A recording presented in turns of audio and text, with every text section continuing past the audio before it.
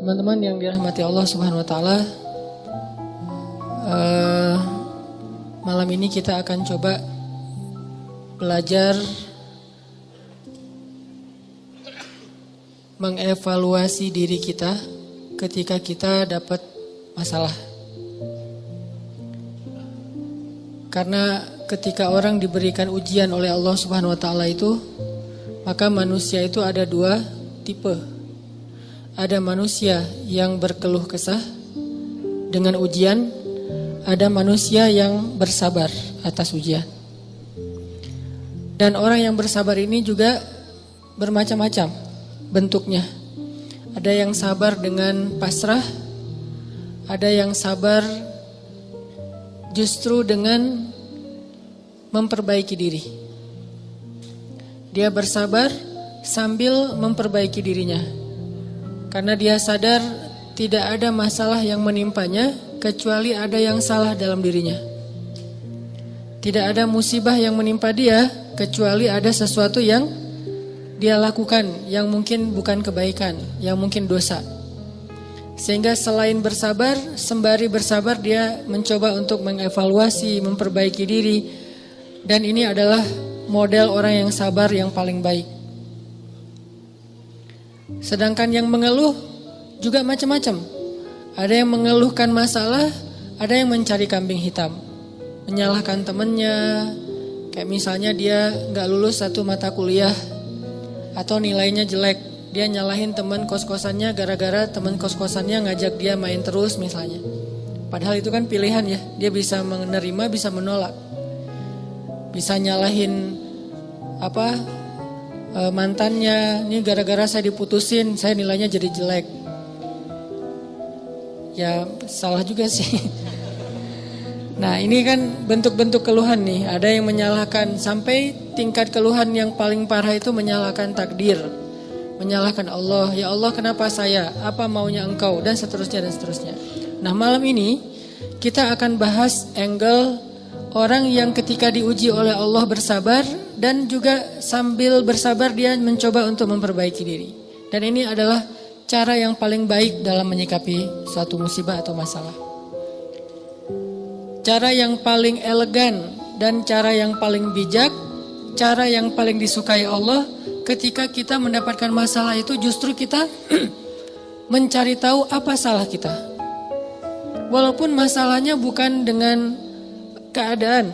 Kalau menyalahkan keadaan kan susah. Masalahnya kadang dengan orang lain. Orang mencela kita, orang berkata-kata tidak baik kepada kita.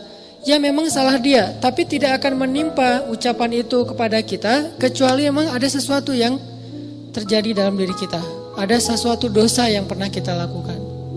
Nah ini namanya belajar bersabar sambil mengevaluasi diri. Bahasa fikihnya muhasabah diri.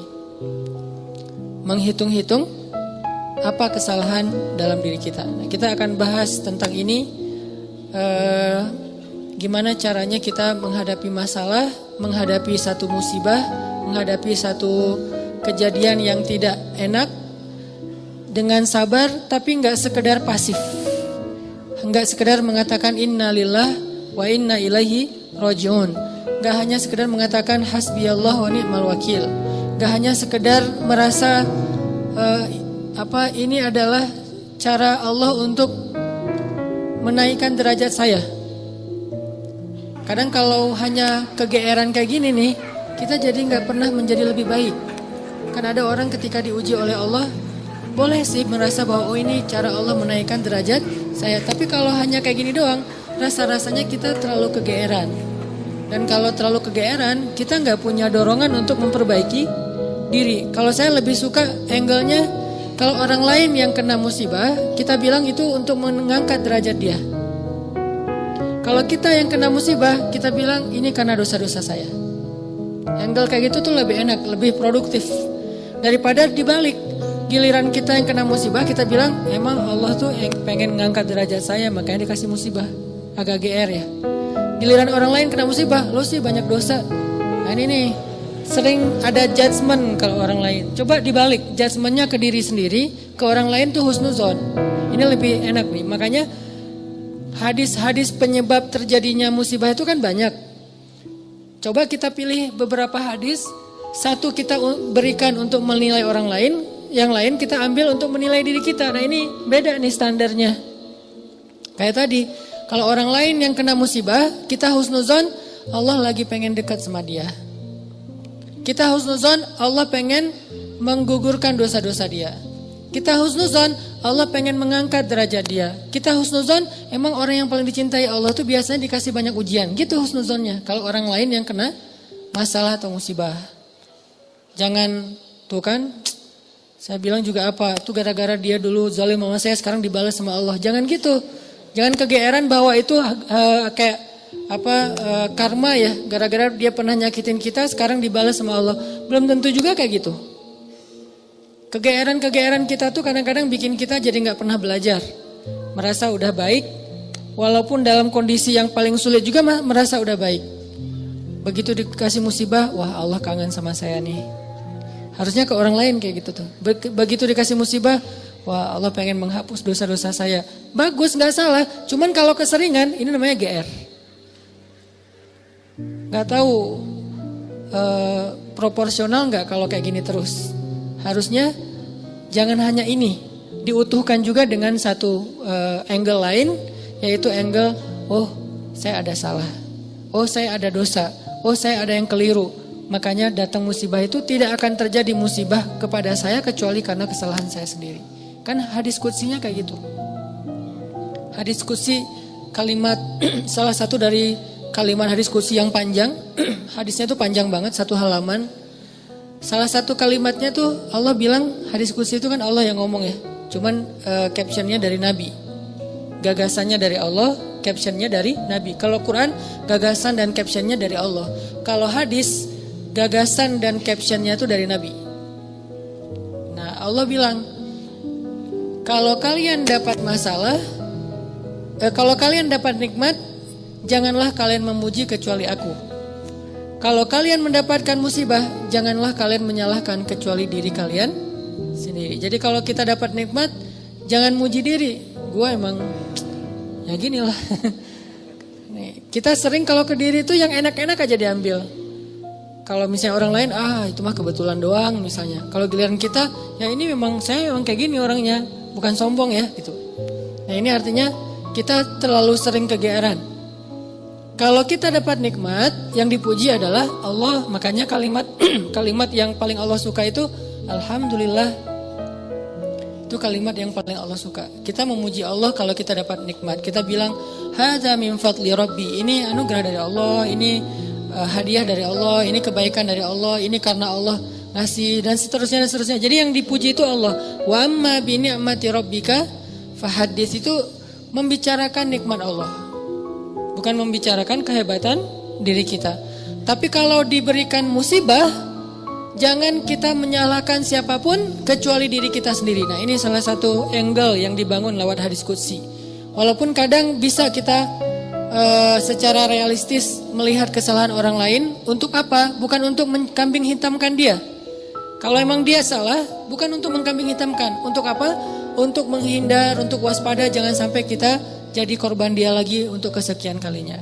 Kayak ada orang yang zalim. Gara-gara kezaliman dia akhirnya kita kena batunya nih. Ada orang yang dalam satu tim misalnya gak jujur. Akhirnya kita kehilangan satu proyek, satu usaha kita tuh bangkrut gara-gara dia gak jujur. Memang dia yang salah. Salah satu yang salah itu adalah dia. Dan kita akui bahwa itu kesalahan dia, tapi bukan untuk mengkambing hitamkan dia. Kalau enggak karena kamu tuh enggak ada masalah ini. Enggak, dia bukan satu-satunya, salah satunya. Karena kalau kita enggak punya dosa, mungkin kesalahan dia hanya akan menimpa dia saja. Tapi karena kita juga punya dosa, akhirnya kesalahan dia juga menimpa kita. Tapi Ustadz, ada yang hadis mengatakan, kalau di dalam satu masyarakat ada orang yang berbuat dosa, nanti Allah akan timbakan musibah yang kena bukan cuma dia, sampai tetangganya juga kena. Itu kenapa bisa gitu? Dosa tetangganya apa? Dosa tetangganya membiarkan kemungkaran terjadi. Kesalahan masyarakatnya adalah membiarkan dosa itu tanpa ada orang yang mau memperbaikinya. Itu kesalahan masyarakat. Jadi pesan moral dalam hadis itu bukan orang yang gak salah terus kena juga, bukan. Orang yang gak salah itu kena gara-gara mereka membiarkan kemungkaran itu terjadi. Kalau ada usaha dakwah, Allah gak akan menimpakan. Kalau ada nabi, kalau ada dai, kalau ada ulama yang berdakwah untuk mencegah kemungkaran di situ, maka Allah tidak akan menimpakan musibah itu kepada mereka. Kenapa? Masih ada dai. Sebagaimana Nabi Lut, ketika Nabi Lut masih berdakwah, Allah nggak akan hancurkan gunung di Sodom. Allah suruh dulu Lut keluar, baru dihancurkan. Kenapa? Karena masih ada yang berdakwah. Kalau Nabi Lut tidak berdakwah, walaupun di dalam negeri itu ada orang soleh hidup sendiri dan tidak mau berdakwah, maka Allah akan menimpakan musibah dan mengenai orang soleh. Kenapa orang soleh kok kena padahal dia nggak berdosa? Dosa dia adalah membiarkan kemungkaran. Dosa dia adalah membiarkan kebatilan, tidak berbuat apa-apa. Jadi kita bersyukur juga ada ulama-ulama yang bersuara untuk kemungkaran. Itu salah satu alasan mungkin Allah masih menahan musibah atas negeri kita. Kalau mereka tidak menyuarakan kebenaran dan mencegah kemungkaran, mungkin udah dari dulu kita udah kena musibah-musibah yang besar. Kalaupun ada musibah-musibah kecil, ini mungkin lebih kepada hikmah yang lain, bukan hikmah karena Allah pengen mengazab bangsa Indonesia. Jadi teman-teman, coba kita perbaiki angle berpikir. Apa yang harus kita persangkakan ketika orang lain kena musibah, dan apa yang harus kita persangkakan ketika kita yang kena musibah. Kalau kita yang kena musibah, salah satunya adalah cari salahnya di mana nih dalam diri kita. Kalau orang lain yang kena musibah, maka berbaik sangka dengan mengatakan Allah ingin mengangkat derajat dia. Berbaik sangka dengan mengatakan Allah pengen dekat dengan dia. Berbaik sangka dengan mengatakan orang yang paling banyak diuji adalah para nabi, kemudian orang soleh, kemudian yang semisalnya, kemudian yang semisalnya. Berbaik sangka dengan mengatakan Allah pengen menggugurkan dosa-dosa dia. Sehingga kita gak pernah menjudge orang lain. Dan tidak sibuk dengan kesalahan-kesalahan orang lain. Karena pernah saya kena musibah, misalnya motor saya hilang. Dulu banget. Saya baru beli motor, baru 2 bulan terus hilang. Teman saya bilang gini, Ustadz kurang sedekah nih. Digituin. Ya sih, saya nggak mungkin dong saya ngebantah kan ya. Oh iya ya mungkin, cuman kan nggak enak ya. Orang lagi kena musibah, bukannya dia empati atau apa gitu, malah Ustadz kurang sedekah nih. Dia menjudge. Dan kalau saya kepancing, nggak tahu sedekah saya kayak gimana, kan habis pahala sedekah saya. Udah pahala sedekahnya cuma sedikit, riak pula gara-gara kepancing sama dia, hilang kan, nggak ada manfaatnya kan ya. Dan itu sering loh mancing-mancing kita jadi riak. Kadang-kadang riak kita tuh bukan direncanain, bukan gua pengen riak nih, enggak. Kalau kelas kita insya Allah enggak gitu-gitu amat lah. Enggak mungkin kita sedekah pengen pamer, kita beribadah pengen pamer, kita tilawah pengen pamer. Kita tahu lah itu mah sia-sia. Tapi kadang riaknya tuh muncul gara-gara kepancing sama orang lain. Lo nggak pernah gua ngeliat baca Quran? Wah lo nggak tahu gua di HP ini ada Quran sampai 5 aplikasi loh. Buat apa juga banyak-banyak sama aja isinya. Aplikasi Al-Quran tuh ada 5 di sini dan sehari tuh coba lo lihat dan terakhir udah baca sampai surat berapa. Kan kepancing tuh. Riaklah kita gara-gara orang lain atau misalnya taklim atau apalah atau umroh, haji, sedekah kayak gitu-gitu. Ada yang mancing. Lo nggak peduli banget dengan saudara-saudara kita yang di Palestina. Itu di sana tuh ngeri banget loh keadaannya. Lo kayaknya biasa-biasa aja. Lo ngelihat gue main, tapi gue tuh sedekah, gue tuh donasi terus setiap minggu tuh ngirim 1 juta, habis kan? Ini riak yang kepancing namanya. Dan sama statusnya dengan riak yang direncanain, makanya jangan gampang kepancing. Dia ngomong gitu ke saya lagi hilang motor, dia bilang Ustadz kurang sedekah. Kemarin ketinggalan dompet, ketinggalannya di rumah ternyata. Gak tahu kemana dompet, panik gitu kan, soalnya SIM 2 di situ baru dibikin. Udah gitu kartu ATM gitu, terus ada foto anak. Alhamdulillahnya gak ada duit. Tapi kan kartu lumayan tuh, blokir ATM dulu, terus mau ngirim mau ngurus SIM juga, ngurus KTP, apalagi sekarang lama ngurus KTP-nya, masa kemana-mana saya mau bawa surat gitu, nunjukin kan naik pesawat, males banget kan ya, gak keren kalau gak ada kartu teh. Mana-mana mau check in pesawat, tunjukin kertas aduh gimana rasanya nih, berat. Tiba-tiba ada yang iseng lah gitu. Udah tahu orang kena musibah Ustadz banyak dosa, Ustadz ini segala macam. Iya sih emang banyak dosa, tapi gak usah diomong-omongin kan gitu ya. Jadi malah karena kita juga udah muhasabah diri lah, ketika kita dapat musibah kita langsung introspeksi diri, gak perlu digitu-gituin. Kadang kita ke orang lain tuh gitu teman-teman. Dia mungkin udah sadar, atau gak usah orang lain, keluarga sendiri, pasangan kayak gitu juga. Oh kayaknya kamu tadi gara-gara kamu tadi ngomongin dia, makanya jangan digituin. Udah aja bab ngomongin orang lain, itu bab yang berbeda. Jangan dikait-kaitkan sehingga kita menjudge orang lain kena musibah gara-gara dosa yang baru saja dia lakukan. Ini kurang bijak. Yang bisa mengatakan ini hanya orang-orang tertentu seperti para nabi, terus ulama-ulama dengan level tertentu. Kalau kita dengan teman, jangan ngambil peran sebagai ulama. Beda. Kalau kita sebagai teman, ngambil peran ya cuma teman doang. Empati, peduli, bantuin. Kalau ulama kapasitasnya emang menasehati. Ulama itu kapasitasnya emang mengeluarkan fatwa, bahkan menjudge, itu hak ulama menjudge. Karena ulama itu sama kayak hakim. Tugas hakim itu adalah menghakim, menyampaikan hukum halal haram, hak batil dan seterusnya. Tapi kita kalau ke teman beda sama ulama. Kalau ulama kayak gitu maklumi, emang tugas ulama kayak gitu. Kalau kita mengambil peran ulama ini nggak bisa dimaklumi, ini agak blunder, agak offset nih kalau menurut saya. Jadi kalau teman-teman ngedengar ada ustadz-ustadz yang di sosial media berfatwa, itu emang tugas mereka. Jangan dijudge juga, nih ustadz ini kurang bijak. Emang gitu. Kalau kita yang kayak gitu, yang namanya kurang bijak. Kalau ulama kayak gitu, bijak tuh. Karena kalau ulama diam, lalu di mana amar ma'ruf nahi mungkar? Kalau ulama diam, lalu di mana dakwah? Kalau gitu saya juga harus enggak. Kalau kita enggak boleh ngomong, mending diam. Karena ketika kita ngomong, kemungkinan salahnya lebih besar daripada benar. Terus gimana? Ya udah bantuin orang yang kena musibah. Jangan dijudge, jangan dihakimin, jangan difatwain. Kita bukan ahlul fatwa. Kita bukan mufti. Kita hanya orang biasa. Kalau mau sekedar watawasau bil haq Ustaz. Ya, watawasau bis sabr juga kan. Kita nasihatnya itu menguatkan kesabaran dia, bukan nasihatnya membuat dia makin jatuh. Lu sih, nah ini bikin jatuh nih. Ya sabar ya, mudah-mudahan Allah dengan modal husnuzon tadi, mudah-mudahan Allah angkat derajat kamu, mudah-mudahan Allah ngampunin dosa-dosa kamu, mudah-mudahan Allah kamu jadi lebih dekat kepada Allah. Ini watawasau bil haq, watawasau bis sabr. Tapi kalau kita bilang kamu kurang ini, kamu kurang itu, kamu kurang itu, ini berarti kita menjudge, menghakimi orang yang sedang kena musibah. Harusnya itu kita lakukan untuk diri kita, bukan untuk orang lain. Beda banget teman-teman, angle dalam menilai orang lain dan menilai diri kita sendiri itu beda. Jangan disamain.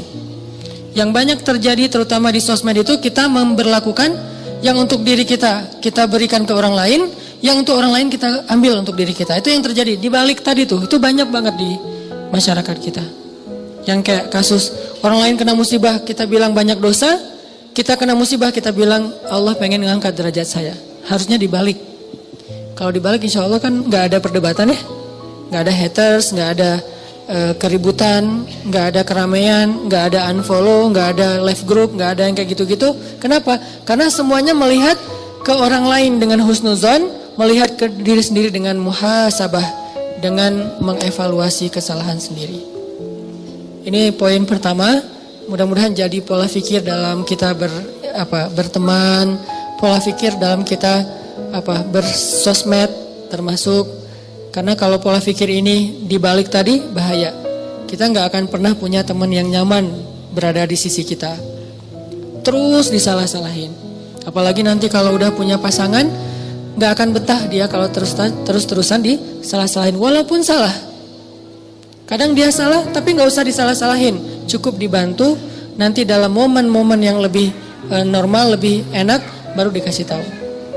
Tapi kalau misalnya dia lagi ada masalah, disebutin lagi kesalahannya, secara manusiawi dia pasti akan ilfil.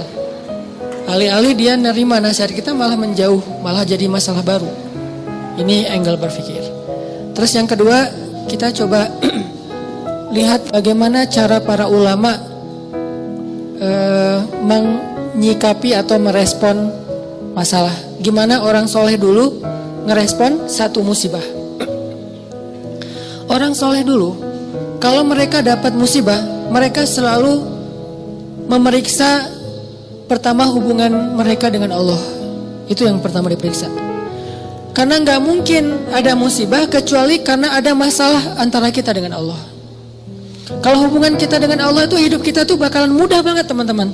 Tapi begitu ada kerenggangan antara kita dengan Allah, ada gap antara kita dengan Allah, ada kayak kerusakan hubungan kita dengan Allah, pasti jadinya tuh musibah, pasti jadinya tuh masalah.